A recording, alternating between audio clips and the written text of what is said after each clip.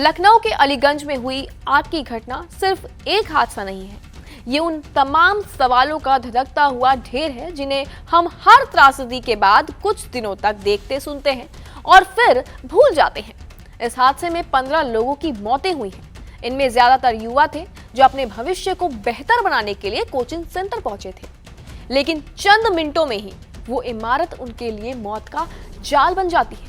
हादसे के बाद सरकार हरकत में आती है, 4 लोगों को गिरफ्तार भी कर लिया जाता है, 4 अधिकारियों को निलंबित कर दिया जाता है, SIT जांच बैठ जाती है और अवैध निर्माण की फाइलें खोली जाती हैं, पुराने नोटिस सामने आते हैं। लेकिन इन सब के बीच एक सवाल आज भी खड़ा हुआ है, आखिर आग लगी कैसे? और यही सवाल इस समय सबसे इंपॉर्टेंट है और शायद सबसे ज्यादा असुविधाजनक भी है। क्या हम कारण जानना ही नहीं चाहते हैं? हमारे देश में जब भी कोई बड़ी दुर्घटना होती है तो प्रशासनिक प्रतिक्रिया लगभग तय हो जाती है। पहले संवेदनाएं व्यक्त की जाती हैं, फिर मुआवजे की घोषणाएं हो जाती हैं, उसके बाद कुछ गिरफ्तारियां जरूर होती हैं, कुछ अधिकारियों पर कार्रवाई भी होती है, जांच समिति बनती है और उसके बाद धीरे धीरे मामला सार्वजनिक स्मृति बन जाता है, उसके बाद गायब हो जाता है।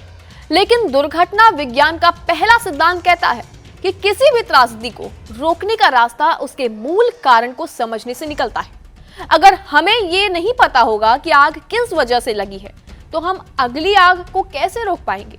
क्या ये शॉर्ट सर्किट था? क्या किसी की दुकान में ज्वलनशील सामग्री यहाँ पर रखी थी?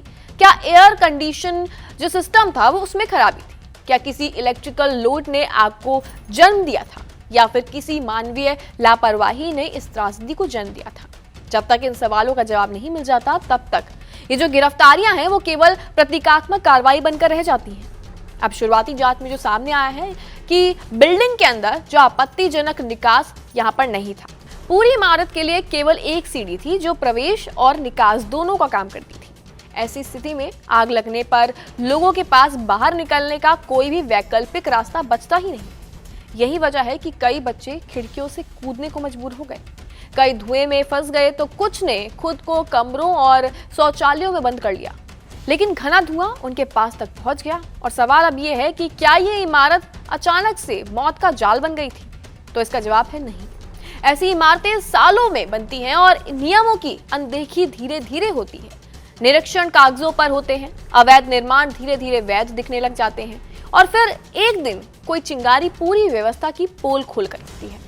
हादसे के बाद भवन मालिक और संस्थान संचालकों की गिरफ्तारी हो जाती है। ये जरूरी भी है, लेकिन क्या कहानी यही खत्म हो जाती है? अगर किसी भी भवन में अग्नि सुरक्षा मानकों का पालन नहीं हो रहा था तो इसकी जानकारी किसे होनी चाहिए थी? स्थानीय विकास प्राधिकरण को, फायर विभाग को और साथ ही साथ बिजली विभाग को, नगर निकाय को। फिर सवाल अब ये उठता है कि सालों तक ये सब कैसे चलता रहा? क्या किसी भी निरीक्षण में कमियां नहीं मिली? अगर मिली तो कार्रवाई क्यों नहीं हुई? अगर कार्रवाई हुई भी है तो उसका पालन क्यों नहीं किया गया? दरअसल बता दें कि हमारे देश में कई बार दुर्घटना का सबसे बड़ा कारण दुर्घटना नहीं होती, उसकी अनुमति देने वाली व्यवस्था होती है। इस घटना की जांच सिर्फ ये पता लगाने तक सीमित नहीं रहनी चाहिए कि आग कहां से शुरू हुई। जांच टीम को यह भी देखना चाहिए कि वो जो इमारत है उस हालत तक पहुंची कैसे। कई रिपोर्ट्स में संकेत मिलते हैं कि भवन को लेकर पहले भी आपत्तियां और नोटिस मौजूद थे। अब सवाल यहाँ ये उठता है कि अगर पहले से ये सारी प्रॉब्लम्स पता थी और थी तो उनके रोकने का कोई समाधान क्यों नहीं हुआ? भारत में अक्सर नियमों की कमी नहीं होती, कमी होती है उनके पालन की। सूरत के कोचिंग सेंटर हादसे से लेकर दिल्ली के होटल अग्निकांड तक और अब लखनऊ तक पैटर्न लगभग एक जैसा दिखाई देता है। अवैध निर्माण, कमजोर निगरानी, सुरक्षा मानकों की अनदेखी और साथ ही साथ हादसों के बाद कार्रवाई। ये सवाल सिर्फ लखनऊ का नहीं है।